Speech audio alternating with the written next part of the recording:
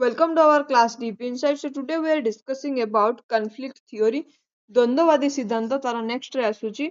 ଦ୍ୱନ୍ଦ୍ୱବାଦୀ ସିଦ୍ଧାନ୍ତ ପ୍ରକାର୍ଯ୍ୟବାଦୀ ସିଦ୍ଧାନ୍ତର ସମ୍ପୂର୍ଣ୍ଣ ବିପରୀତ। ଏହି ସିଦ୍ଧାନ୍ତ ପ୍ରକାର୍ଯ୍ୟବାଦୀ ଚିନ୍ତାଧାରାର ସମ୍ପୂର୍ଣ୍ଣ ବିରୋଧ କରିଥାଏ। ଦ୍ୱନ୍ଦ୍ୱବାଦୀ ବିଚାରକମାନଙ୍କ ମତରେ ସମାଜରେ ନିରନ୍ତର ଭାବରେ ସନ୍ତୁଳିତ ଅବସ୍ଥା ରହିଥାଏ, ମାତ୍ର ଏହି ସନ୍ତୁଳନ ରକ୍ଷା ନିମନ୍ତେ ଏକ କ୍ଷମତାଶାଳୀ ଗୋଷ୍ଠୀ ସଦାସର୍ବଦା ସଦାସର୍ବଦା ଚାପ ତଥା ବଳ ପ୍ରୟୋଗ କରି ନିରୀହ କ୍ଷମତାହୀନ ଲୋକମାନଙ୍କୁ ସହଯୋଗ କରିବା ପାଇଁ ବାଧ୍ୟ କରିଥାନ୍ତି।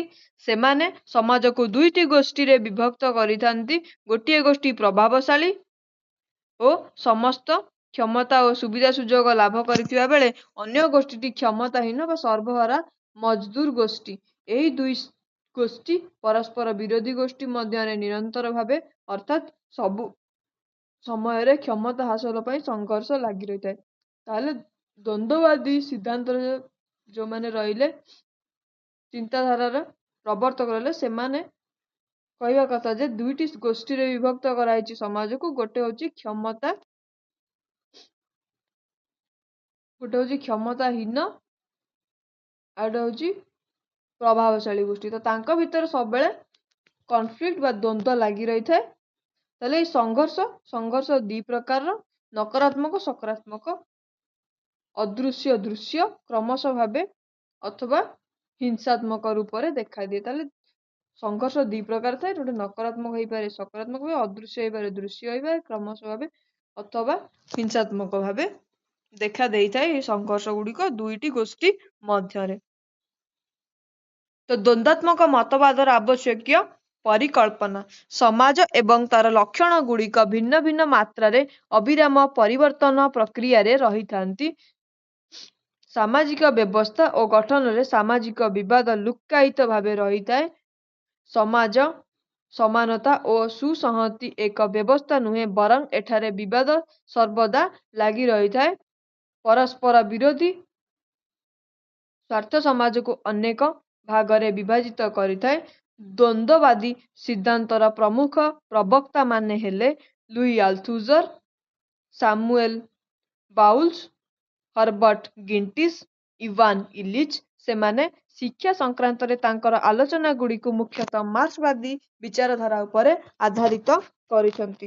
ତାହେଲେ ଦୁଇଟି ଗୋଷ୍ଠୀ କଥା ଯୋଉ ତାଙ୍କର ବିଚାରଧାରା ରହୁଛି ଦ୍ୱନ୍ଦ୍ୱ ସିଦ୍ଧାନ୍ତରେ, ତ ସେ ଚିନ୍ତାଧାରାଟା ମାର୍କ୍ସବାଦୀ ଚିନ୍ତାଧାରାଙ୍କ ସହିତ ଲିଙ୍କ ରହୁଛି। ତ ସେଥିଲାଗି ସେଇ ଚିନ୍ତାଧାରାର ପୁନରାବୃତ୍ତି ବର୍ତ୍ତମାନ ଆମେ ଦେଖିବା। ଯେ ମୌଳିକ ପରିକଳ୍ପନା। ଦ୍ୱନ୍ଦ୍ୱ ବା ସଂଘର୍ଷ ସାର୍ବଜନୀନ ଅଟେ, କୌଣସି ସମାଜ ଏଥିରୁ ମୁକ୍ତ ନୁହେଁ। ଦ୍ୱନ୍ଦ୍ୱ ଉଭୟ ସକାରାତ୍ମକ ଓ ନକାରାତ୍ମକ ହୋଇପାରେ। ଦ୍ୱନ୍ଦ୍ୱ ମାଧ୍ୟମରେ ସମାଜରେ ପରିବର୍ତ୍ତନ ସଂଗଠିତ ହୋଇଥାଏ। ଅନ୍ୟାନ୍ୟ ସାମାଜିକ ପ୍ରକ୍ରିୟା ପରି ଦ୍ୱନ୍ଦ୍ୱ ମଧ୍ୟ ଏକ ପ୍ରଗତିଶୀଳ ପ୍ରକ୍ରିୟା। ୱାଲ୍ଟର ବାଗେଟଙ୍କ ମତରେ। ପ୍ରଖ୍ୟାତ ଇଂରେଜ ଚିନ୍ତାନାୟକ ବାଗେହଟ ଦ୍ୱନ୍ଦ୍ୱ ମତବାଦର ଜଣେ ସମର୍ଥକ। ତାଙ୍କ ମତରେ ଦ୍ୱନ୍ଦ୍ୱ ବା ସଂଘର୍ଷ ସାମାଜିକ ପରିବର୍ତ୍ତନ ଆଣିବାରେ ଗୁରୁତ୍ୱପୂର୍ଣ୍ଣ ଭୂମିକା ଗ୍ରହଣ କରିଥାଏ। ସେ ମାନବ ଇତିହାସର ପ୍ରାରମ୍ଭିକ ସ୍ତରରେ ପ୍ରାକୃତିକ ନିର୍ବାଚନ ଉପରେ ଗୁରୁତ୍ୱ ପ୍ରଦାନ କରିଥିଲେ। ତାଙ୍କ ମତରେ ପରସ୍ପର ଉପରେ ପ୍ରଭାବ ବିସ୍ତାର କରିବା ପାଇଁ ସମାଜରେ ସମୂହଗୁଡ଼ିକ ସଂଘର୍ଷ ଲିପ୍ତ ହୋଇଥାନ୍ତି, ଫଳରେ ସମାଜରେ ବିଭିନ୍ନ ପ୍ରକାର ପରିବର୍ତ୍ତନ ପରିଲକ୍ଷିତ ହୋଇଥାଏ। ଲୁଡୱିଗ ଗମ୍ପ୍ଲୋଇଚ। ଅଷ୍ଟ୍ରିଆନ ସମାଜ ବିଜ୍ଞାନୀ ଗମ୍ପ୍ଲୋଇଚ ସାମାଜିକ ପରିବର୍ତ୍ତନରେ ଦ୍ୱନ୍ଦ୍ୱର ଭୂମିକାକୁ ସ୍ୱୀକାର କରିଛନ୍ତି। ତାଙ୍କ ମତରେ ପ୍ରମୁଖ ସାମାଜିକ ନିୟମ ହେଉଛି ପ୍ରତ୍ୟେକ ସମୂହ ଅନ୍ୟ ସମସ୍ତ ସମୂହ ଉପରେ ପ୍ରଭାବ ବିସ୍ତାର କରି ନିଜ ଅଧୀନସ୍ଥ କରିବାକୁ ପ୍ରୟାସ କରିଥାଏ।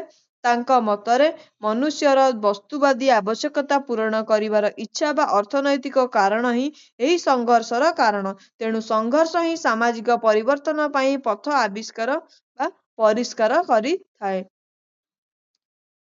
ଗୁସ୍ତର ରେଜେନହୋଫର ସାମାଜିକ ପରିବର୍ତ୍ତନରେ ଦ୍ୱନ୍ଦ୍ୱର ଭୂମିକାକୁ ସ୍ୱୀକାର କରି ନିଜର ମତ ପ୍ରକାଶ କରିଛନ୍ତି। ତାଙ୍କ ମତରେ ମାନବୀୟ ଚରିତ୍ର ଓ ସାମାଜିକ ସମ୍ପର୍କରେ ସ୍ୱାର୍ଥର ପ୍ରଭାବ ସାମାଜିକ ଦ୍ୱନ୍ଦ୍ୱର ପ୍ରଧାନ କାରଣ ଅଟେ। ସାମାଜିକ ଜୀବନ ପ୍ରକୃତିର ନିୟମ ଅଧୀନ ଅଟେ। ସେ ଦ୍ୱନ୍ଦ୍ୱକୁ ସାର୍ବଜନୀନ ପ୍ରକ୍ରିୟା ଭାବେ ଅଭିହିତ କରିଥାଏ।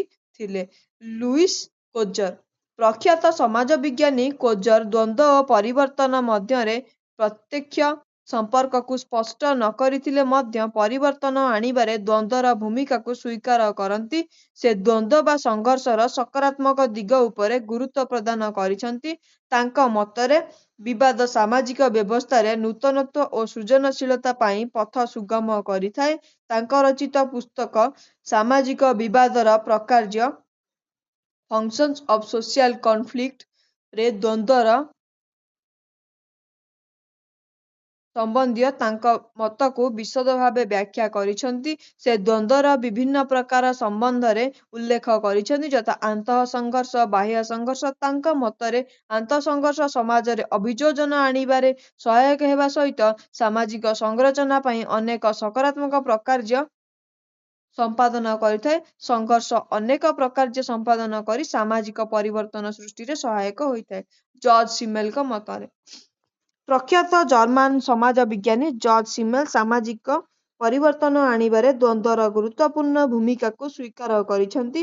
ସେ ଦ୍ୱନ୍ଦ୍ୱ ବା ସଂଘର୍ଷର ସକାରାତ୍ମକ ଭୂମିକା ବା ପ୍ରକାର୍ଯ୍ୟ ଉପରେ ଗୁରୁତ୍ୱ ପ୍ରଦାନ କରିଛନ୍ତି। ତାଙ୍କ ମତରେ ଦ୍ୱନ୍ଦ୍ୱ ସମାଜକୁ ସକ୍ରିୟ ଓ ଗତିଶୀଳ ରଖିଥାଏ। ତାଙ୍କ ମତରେ ସାମାଜିକ ଆନ୍ତଃକ୍ରିୟା ଉଭୟ ସଂହତି ଓ ଦ୍ୱନ୍ଦ୍ୱ ଓ ପ୍ରେମ ଓ ଘୃଣା ଆଦିକୁ ଅନ୍ତର୍ଭୁକ୍ତ କରିଥାଏ। ଦ୍ୱନ୍ଦ୍ୱ ବା ସଂଘର୍ଷ ନକାରାତ୍ମକ ମନେ ହେଉଥିଲେ ମଧ୍ୟ ଏହାର କେତେକ ଲୁକ୍କାୟିତ ସକାରାତ୍ମକ ପ୍ରକାର୍ଯ୍ୟ ରହିଥାଏ। ଏହା ମଧ୍ୟ ଅନେକ ସମୟରେ ବନ୍ଧନର କାରକ ଭାବେ କାର୍ଯ୍ୟ କରିଥାଏ।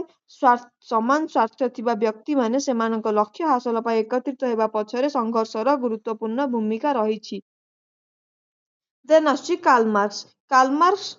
ମାର୍କ୍ସ ସଂଘର୍ଷ ସମ୍ବନ୍ଧୀୟ ତାଙ୍କ ମତାମତ ତାଙ୍କ ରଚିତ ପୁସ୍ତକ କମ୍ୟୁନିଷ୍ଟ ଇସ୍ତାହାର, ଦାସ କ୍ୟାପିଟାଲ, ଶ୍ରେଣୀ ସଂଘର୍ଷ ଆଦିରେ ଉଲ୍ଲେଖ କରିଛନ୍ତି। ମାର୍କ୍ସଙ୍କ ମତରେ ଉତ୍ପାଦନ ପ୍ରକ୍ରିୟାର ସାମାଜିକ ସମ୍ପର୍କ ଦ୍ୱାରା ଦ୍ୱନ୍ଦ୍ୱ ବା ସଂଘର୍ଷ ସୃଷ୍ଟି ହୋଇଥାଏ। ତାଙ୍କ ମତରେ ଏ ପୃଥିବୀରେ ଆଜି ପର୍ଯ୍ୟନ୍ତ ତିଷ୍ଠି ରହିଥିବା ସମାଜର ଇତିହାସ ହେଉଛି ଶ୍ରେଣୀ ସଂଘର୍ଷର ଇତିହାସ। ଏହି ସଂଘର୍ଷ ଦୁଇ ପରସ୍ପର ବିରୋଧୀ ଗୋଷ୍ଠୀ, ସ୍ୱାଧୀନ ନାଗରିକ ଓ କ୍ରୀତଦାସ, ଫ୍ରି ମ୍ୟାନ୍ ଆଣ୍ଡ ସ୍ଲେଭ୍, ସମ୍ଭ୍ରାନ୍ତ ଓ ଇତର, ପାଟ୍ରିସିଆନ୍ ଆଣ୍ଡ ପ୍ଲେବିଆନ୍, ଭୂମି ମାଲିକ ଓ ଭୃତ୍ୟ, ଲ୍ୟାଣ୍ଡଲର୍ଡ ଆଣ୍ଡ ସର୍ଫ, ଗୋଷ୍ଠୀ ମାଲିକ ଓ ଭଡ଼ା ଶ୍ରମିକ, ଗିଲ୍ଡ ମାଷ୍ଟର ଆଣ୍ଡ ଜର୍ନିମ୍ୟାନ୍, ଗୋଟିଏ ଶବ୍ଦରେ କହିଲେ ଅତ୍ୟାଚାରୀ ଓ ଅତ୍ୟାଚାରିତ ମଧ୍ୟରେ ପ୍ରକାଶ୍ୟରେ ଓ ଲୁକ୍କାୟିତ ଭାବେ ଚାଲିଥାଏ। ଶ୍ରେଣୀର ସାମୂହିକ ଧ୍ୱଂସରେ ହିଁ ସଂଘର୍ଷର ପରିସମାପ୍ତି ଘଟେ। ମାର୍କ୍ସଙ୍କ ମତରେ ପାଶ୍ଚାତ୍ୟ ସମାଜର ଚାରିଟି ପର୍ଯ୍ୟାୟ ଦେଇ ଗତି କରିଛି, ଯଥା ପ୍ରାଚୀନ ସାମ୍ୟବାଦୀ, ପ୍ରିମିଟିଭ କମ୍ୟୁନିଜିମ୍, ପ୍ରାଚୀନ ବା ଆନ୍ସିଏଣ୍ଟ, ସାମନ୍ତ ଫେଉଡାଲ ଏବଂ ପୁଞ୍ଜିବାଦୀ ସମାଜ କ୍ୟାପିଟାଲିଷ୍ଟ ସୋସାଇଟି। ପ୍ରାଥମିକ ପର୍ଯ୍ୟାୟ ବା ପ୍ରାଚୀନ ସାମ୍ୟବାଦ ସମାଜଟି କେବଳ ଶ୍ରେଣୀବିହୀନ ଥିବାବେଳେ ତା ପରବର୍ତ୍ତୀ ସମାଜଗୁଡ଼ିକରେ ଯଥାକ୍ରମେ ଦୁଇଟି ଲେଖାଏଁ ଶ୍ରେଣୀ ପରିଲକ୍ଷିତ ହୋଇଥାନ୍ତି, ଯଥା ମାଲିକ ଏବଂ କ୍ରୀତଦାସ, ଭୂମି ମାଲିକ ଏବଂ କୃଷିଭୃତ୍ୟ, ଲର୍ଡ ଆଣ୍ଡ ସର୍ଫ, ପୁଞ୍ଜିପତି ଏବଂ ସର୍ବହରା। ଡାରେନଡୋରଫଙ୍କ ମତବାଦ। Theory of ଡାରେନଡୋରଫ। ଡାରେନଡୋରଫ ସଂଘର୍ଷ ମତବାଦର ଜଣେ ପ୍ରମୁଖ ଅଣ-ମାର୍କ୍ସବାଦୀ ସମର୍ଥକ ଭାବେ ପରିଚିତ। ତାଙ୍କ ମତରେ ପରବର୍ତ୍ତୀ ପୁଞ୍ଜିବାଦୀ ସମାଜରେ ମାର୍କ୍ସଙ୍କ ସଂଘର୍ଷ ମତବାଦ ଅପ୍ରାସଙ୍ଗିକ ମନେହୁଏ। ଡାରେନଡୋରଫଙ୍କ ମତରେ ପ୍ରଭୁତ୍ୱ ସଂରଚନା ଅଥରିଟି ଷ୍ଟ୍ରକ୍ଚର ସମସ୍ତ ପ୍ରକାର ସାମାଜିକ ସମ୍ପର୍କର ଏକ ଗୁରୁତ୍ୱପୂର୍ଣ୍ଣ ଅଂଶ। ପ୍ରଭୁତ୍ୱ ସଂରଚନା ଦୁଇ ପ୍ରକାରର ସମ୍ପର୍କ, ଯଥା ଉଚ୍ଚପଦସ୍ଥ ନିମ୍ନପଦସ୍ଥକୁ ଅନ୍ତର୍ଭୁକ୍ତ କରିଥାଏ। ଉଚ୍ଚପଦସ୍ଥ ଆଦେଶ ଦିଏ, ନିମ୍ନପଦସ୍ଥ ତାକୁ ମାନିଥାଏ। ଦୁଇ ସମୂହ ମଧ୍ୟରେ ସ୍ୱାର୍ଥଗତ ପାର୍ଥକ୍ୟ ଯୋଗୁଁ ସଂଘର୍ଷ ଦେଖାଦିଏ। ଶାସକ ଶ୍ରେଣୀ ତାର ପ୍ରଭୁତ୍ୱର ଯଥାର୍ଥ ବୋଲି ଦର୍ଶାଇବା ପାଇଁ ପ୍ରୟାସ କରିଥାଏ। ଶାସିତ ଶ୍ରେଣୀ ସାମ୍ପ୍ରତିକ ପ୍ରଭୁତ୍ୱ ସଂରଚନା ଯଥାର୍ଥ ନୁହେଁ ବୋଲି ଦର୍ଶାଇବାକୁ ପ୍ରୟାସ କରିଥାଏ। ରାଣ୍ଡଲ କୋଲିନ୍ସ ହେଉଛନ୍ତି ସାମାଜିକ ପରିବର୍ତ୍ତନର ସଂଘର୍ଷ ମତବାଦର ଅନ୍ୟ ଜଣେ ମୁଖ୍ୟ ପ୍ରବକ୍ତା। ତାଙ୍କ ମତରେ ସମାଜରେ କ୍ଷମତା ଓ ଅନ୍ୟାନ୍ୟ ଗୁରୁତ୍ୱପୂର୍ଣ୍ଣ ଜିନିଷର ଅସମାନ ବଣ୍ଟନରୁ ହିଁ ସଂଘର୍ଷର ସୂତ୍ରପାତ ହୋଇଥାଏ। ସମାଜରେ ଯେଉଁମାନଙ୍କ ପାଖରେ ଅନ୍ୟ ଓ କ୍ଷମତା ରହିଛି ସେମାନେ ନଥିଲା ବାଲାଙ୍କୁ ତାଙ୍କ ଅଧୀନସ୍ଥ କରିବାକୁ ପ୍ରୟାସ କରିଥାନ୍ତି। ନଥିଲା ବାଲା ଏହାର ବିରୋଧ କରିଥାନ୍ତି। ଫଳରେ ସଂଘର୍ଷର ସୂତ୍ରପାତ ହୋଇଥାଏ।